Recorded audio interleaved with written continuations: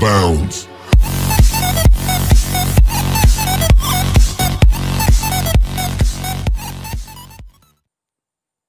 Assalamualaikum, saya Rujia binti Lajim, nombor metrik 266977. Pada hari ini saya ingin membentangkan hasil kajian saya berkenaan tajuk negotiation, iaitu perundingan. Sebelum saya memasuki inti parti kajian saya, ingin saya terangkan sedikit tentang latar belakang kes. Dalam kajian ini, saya mengkaji rundingan yang berlaku sewaktu perbincangan di antara pekerja syarikat berkaitan majlis makan malam tahunan. Kedua pihak terbabit mempunyai pendapat yang bercanggah tentang tema majlis. Antara sebab mengapa saya memilih kes ini kerana ini bukanlah satu isu yang asing dan ianya bukan sering berlaku dalam kehidupan seharian kita. Perbincangan juga merupakan perkara yang tidak dapat dihindari. Ia boleh berlaku dalam pelbagai situasi seperti sewaktu berbual dengan rakan ataupun ketika makan malam bersama keluarga. Oleh itu, saya memilih kes ini untuk kajian saya. Dalam kes ini, perbezaan pendapat antara dua pihak menyebabkan konflik berlaku.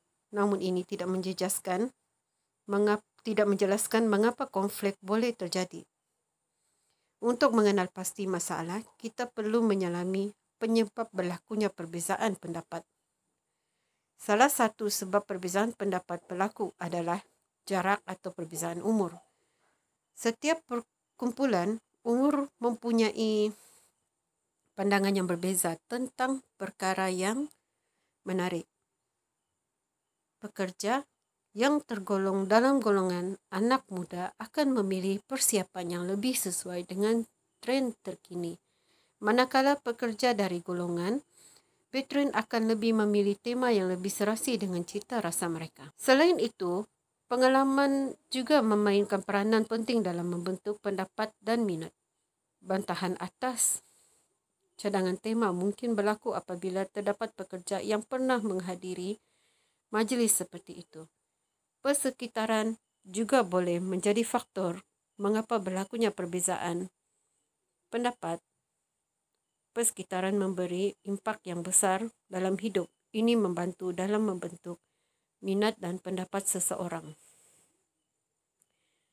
Mereka yang didedahkan dengan muzik klasik lebih berminat tema elegan, manakala mereka yang dibesarkan dengan muzik tempatan mungkin akan memilih tema tradisional.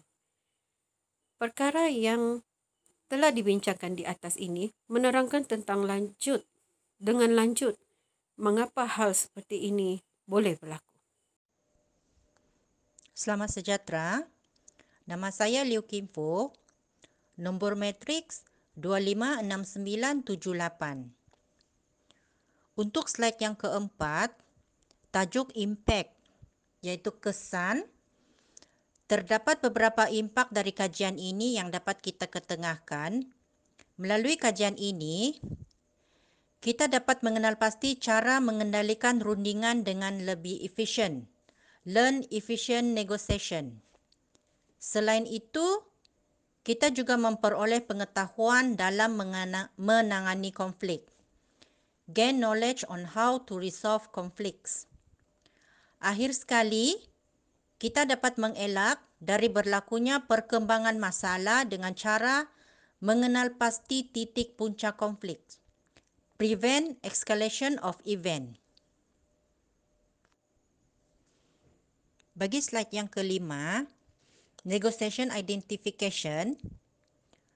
Dalam memilih cara rundingan yang paling optima, terdapat beberapa proses mengenal pasti rundingan yang perlu dilakukan. Proses yang pertama ialah mengenal pasti 5 langkah proses rundingan, iaitu 5 steps process negotiation. Melalui proses ini, kita dapat memahami setiap fasa rundingan dan kepentingannya dalam mengecapi satu penyelesaian. Proses yang kedua ialah memahami hasil, understanding outcomes yang ingin kita capai Dengan mengetahui hasil rundingan yang diingini, kita dapat menetapkan jenis dan cara rundingan yang sesuai. Akhir sekali, kita juga perlu mengenal pasti jenis-jenis rundingan. Dalam kajian ini, saya telah mengkaji 4 jenis asas rundingan, 4 basic styles of negotiation.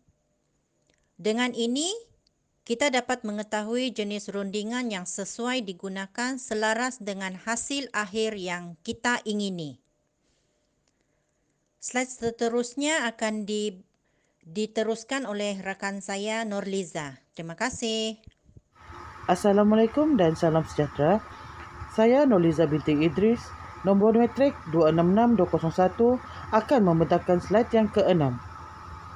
Setelah mengenal pasti jenis rundingan yang ada, saya berpendapat bahawa collaborative negotiation atau rundingan kolaborasi merupakan pilihan yang paling sesuai. Hal ini kerana jenis rundingan kolaborasi menggabungkan keperluan dari kedua-dua pihak. Ini dapat memuaskan keinginan kesemua pihak tanpa perlu ada pihak yang mengalah.